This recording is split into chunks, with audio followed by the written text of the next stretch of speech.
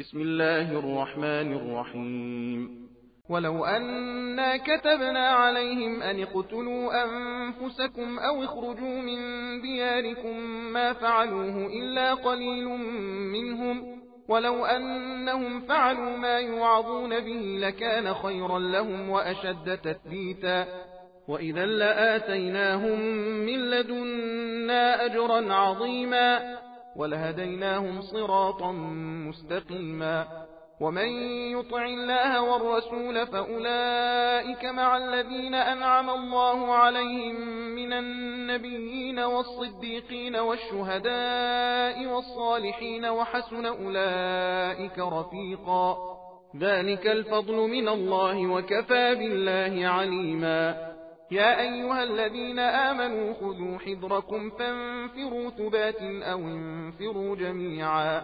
وإن منكم لمن ليبطئن فإن أصابتكم مصيبة قال قد أنعم الله علي إذ لم أكن معهم شهيدا، ولئن أصابكم فضل من الله ليقولن كأن لم تكن بينكم وبينه مودة يا ليتني كنت معهم فأفوز فوزا عظيما.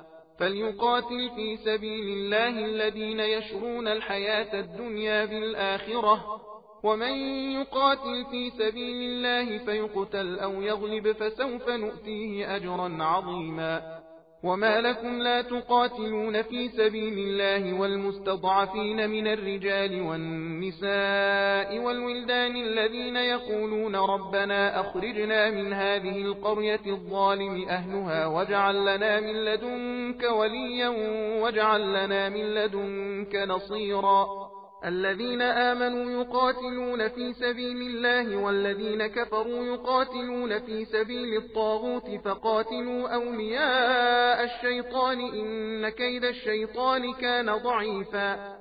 ألم تر إلى الذين قيل لهم كفوا أيديكم وأقيموا الصلاة وآتوا الزكاة فلما كتب عليهم القتال إذا فريق منهم يخشون الناس كخشية الله أو أشد خشية وقالوا ربنا لم كتبت علينا القتال لولا أخرتنا إلى أجل قريب قل متاع الدنيا قليل والآخرة خير لمن اتقى ولا تظلمون فتيلا. أينما تكونوا يدرككم الموت ولو كنتم في بروج مشيدة وإن تصبهم حسنة يقولوا هذه من عند الله وإن تصبهم سيئة يقولوا هذه من عندك قل كل من عند الله فما لهؤلاء القوم لا يكادون يفقهون حديثا. ما أصابك من حسنة فمن الله وما أصابك من سيئة فمن نفسك وأرسلناك للناس رسولا وكفى بالله شهيدا.